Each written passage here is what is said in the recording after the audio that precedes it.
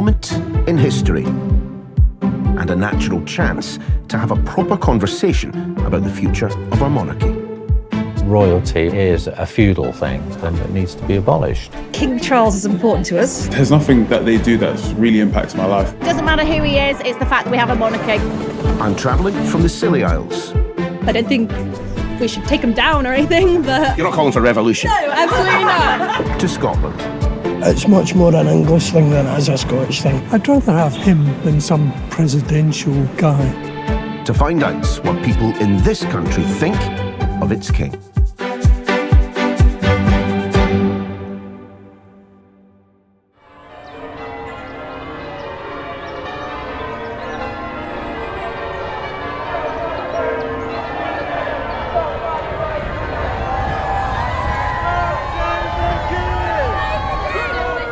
A centuries-old Easter tradition for a brand spanking new king.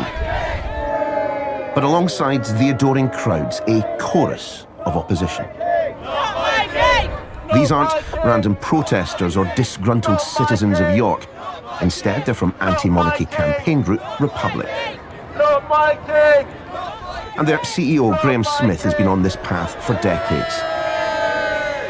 His life's mission, to abolish the monarchy and usher in the age of Britain as a parliamentary republic. Well, I've always been opposed to the monarchy. I remember I was 12 years old the year that Andrew and Sarah Ferguson got married, and I objected to the idea of having to sit in the classroom and watch the wedding. And as I got older, it just made more and more sense that this is, not appropriate in a democratic society. Charles needs to pay his inheritance tax. He needs to stop protecting his brother. A republic is about making Britain governed better by having an accountable, independent head of state.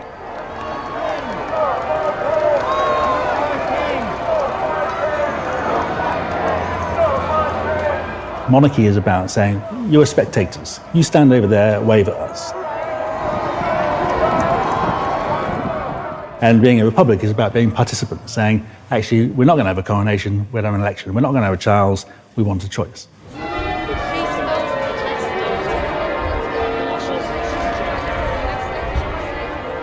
Things are calmed down here now that King Charles is inside York Minster, and I have to suspect that Republic will be pretty pleased with the protest they've had today.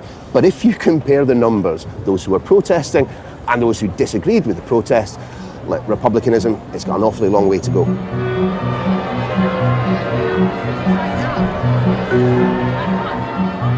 I am loving your crown.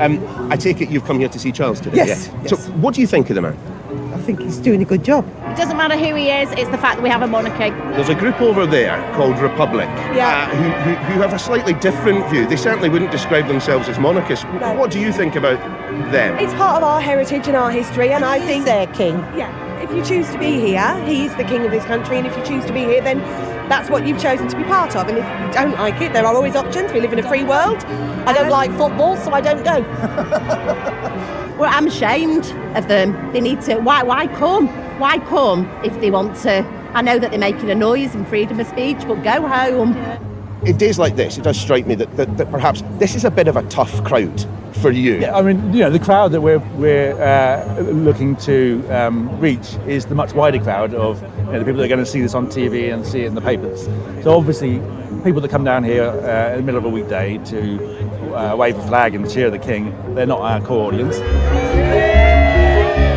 So ensconced is he in the Buckingham Palace bubble, it's difficult to get a deeper sense of Charles the man. So I popped round to see Cathy Lett, a proper Aussie living in London and a confidant of both King and Queen for many years. G'day.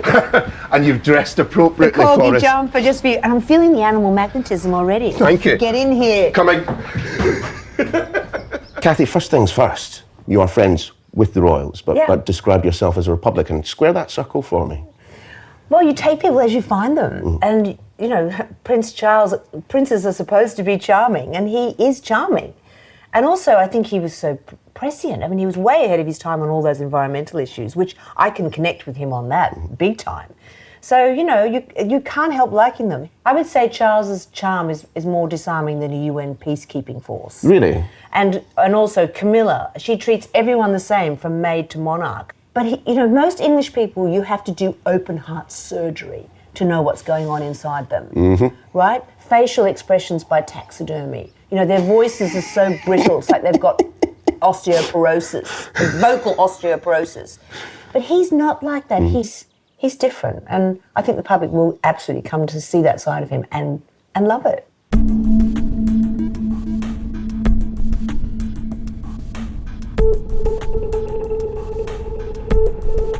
The coronation stage is set, and love him or loathe him, it is pretty obvious that the king approaches the big day with something of an image problem.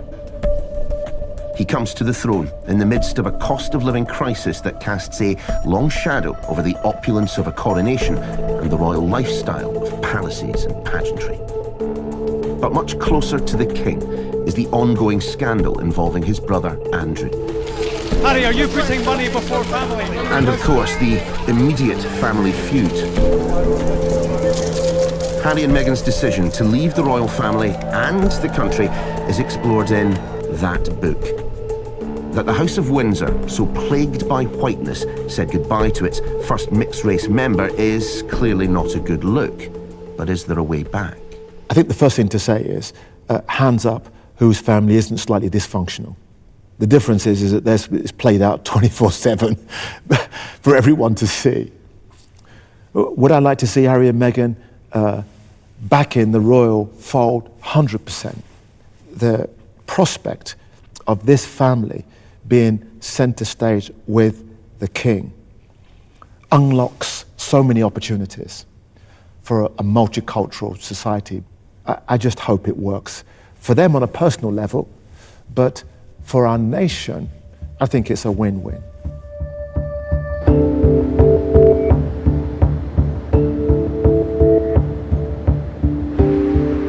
Birmingham is one of the UK's most diverse cities, with ethnic minorities making up more than half the population. And that's something reflected in the student body at Birmingham City University. What does the royal family mean to you, if anything? They don't really hold any relevance to me at the end of the day because I don't see anybody that's like me. At the end of the day, there's nothing that they do that really impacts my life. Given the things that happen with Meghan Markle coming into the royal family, I think it just kind of shows that the divide is very much real, and that kind of like traditional family life that the royals do have is not inclusive. The university is home to the first Black Studies course in the UK. Its founder, K&D Andrews, sees the royal family as beyond repair.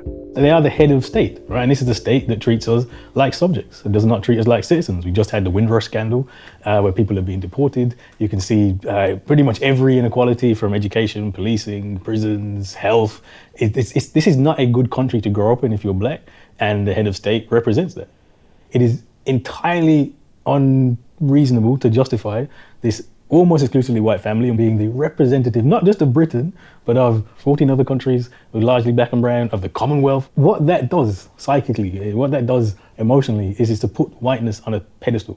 That's the role. So if you're serious about it, you have to say, look, we have to abandon this role. Charles has suggested is that the archives be opened up, that the royal family do start to be somewhat more open about their links to slavery. You scoff there. I take it you don't think too much of that. I mean, that's the absolute bare minimum, opening up the archives in the 21st century. For a start, we actually know quite a lot already about the royal family's involvement in slavery. And a proper account would be, if he's actually serious, he'd say, well, actually, let's try and account for how much money in reparations we need to pay. For the monarchy, these are uncomfortable conversations. But we have to be big enough to say, this is our history. And it's not just their history, it's a history that has built the present. And if that is built on great inequity, great inequality that continues, then you have to start a conversation that says, how do we mitigate that? How do we begin to get it right? As King Charles navigates issues of race, he and his family also find themselves under the microscope when it comes to money. They receive around £86 million a year from the taxpayer, and they have a whole host of other assets around the country.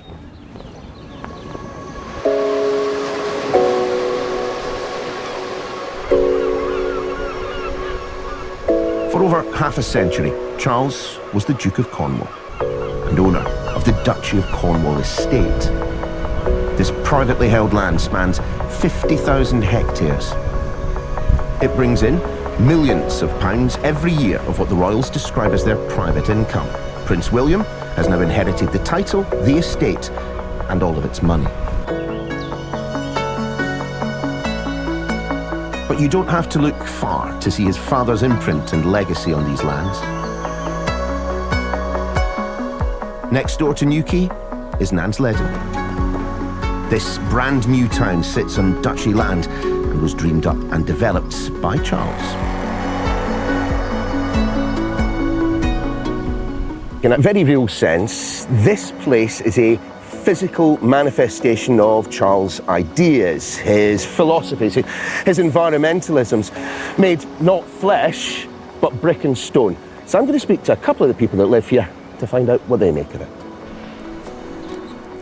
I absolutely love it, love living here. What we've got here is a vibrant community, there's lots of things going on. Clearly, you don't have to be a royalist, you don't have to be a monarchist to live in this part of the world, but I wonder how you perhaps think of Charles, given, you know, that this was a big project for him. It has been something that he and the Duchy have been pushing for a very long time. Well, I've met him twice. He's interested in how his infrastructure is actually coming to life and what people think about that. He's very passionate about that. This place will be around in 50 years' time, clearly. Yeah. I'm going to be cheeky right now and ask you, do you think the monarchy will be? Personally, I'd like to see it continue, and that's what I look at more than anything. I don't judge someone on the fact that they wear a crown. I judge them on who they are as individuals. So hopefully, I'd like to see it carry on because they've done a lot. There's certainly a sense of affection for the king in his homegrown town, and it's held up as a beacon of good royal investment. But I want to travel to the islands off the very southwestern tip of this county, and indeed the mainland.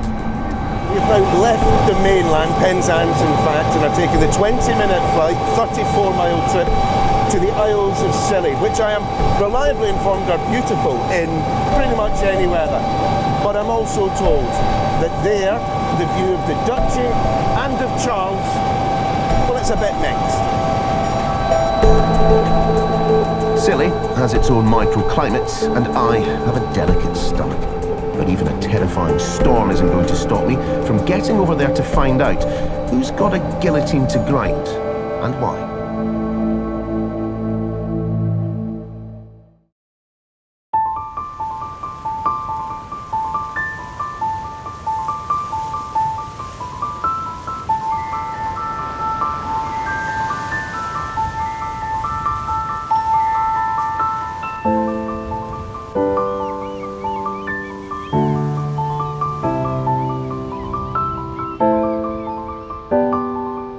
The Isles of Scilly are made up of 200 islands, although only 5 are inhabited. Nearly all of the land here is owned and leased out by the Duchy of Cornwall.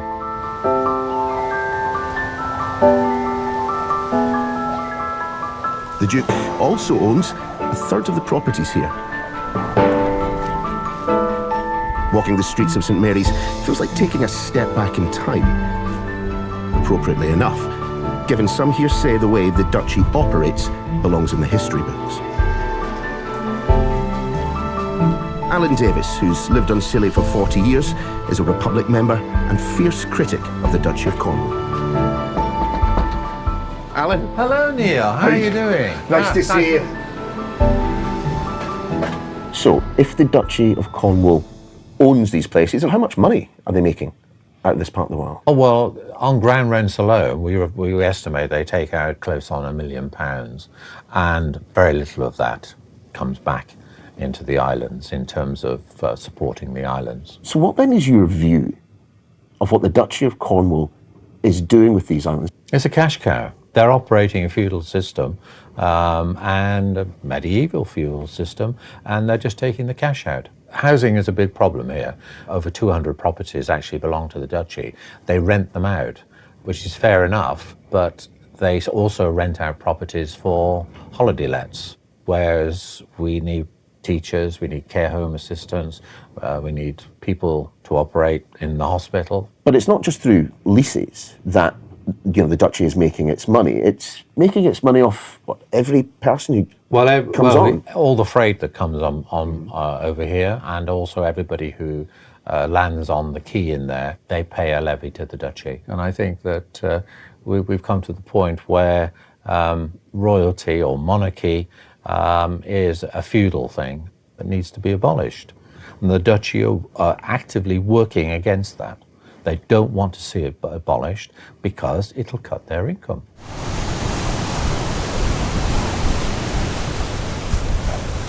Strong though his views may be, Alan certainly isn't spokesman for these islands. So to find out what other locals thought, I went to the pub.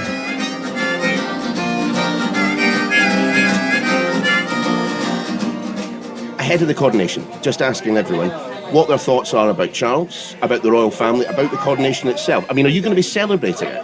I'm not, probably, but I do work in an old people's home, so I mean, a lot of that is important to them. There's a lot of money that goes into them that could be better spent elsewhere.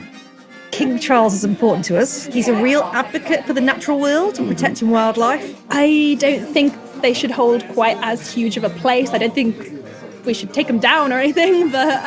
You're not calling for revolution? No, absolutely not. But I think they need a lot less money poured into them, because I don't think they quite serve the purpose they may be used to. Look down and you might see the light underground, and if you've never been here before, welcome to Jack Bar. Welcome to Jack Bar. Welcome to Jack Bar.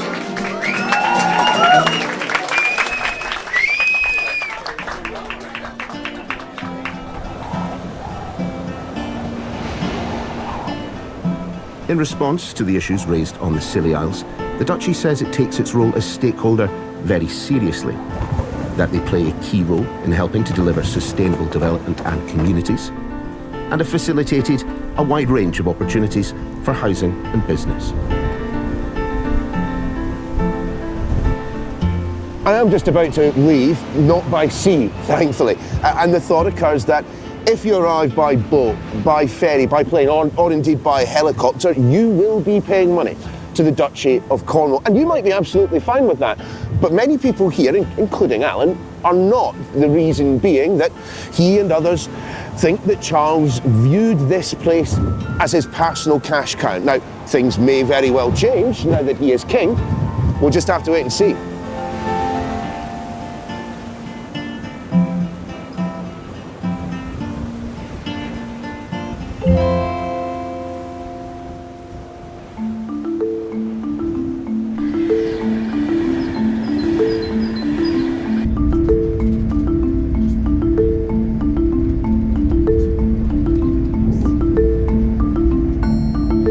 The further you travel from the English heartlands, the more you'd expect support for the monarchy to wane, and Scotland has always been significantly less in favour of the royal family than the rest of the country. Do you know the thing I love about this journey is that it does afford you time to think. I'm sure the Queen felt exactly the same way. She must have made this journey 100 times, travelling from London to Edinburgh and then on to Balmoral for her summer holidays. As I'm sitting here staring out of the window, I mean, it occurs to me, the Queen famously had a huge amount of affection for this place. I just wonder whether or not this place has much affection for King Charles.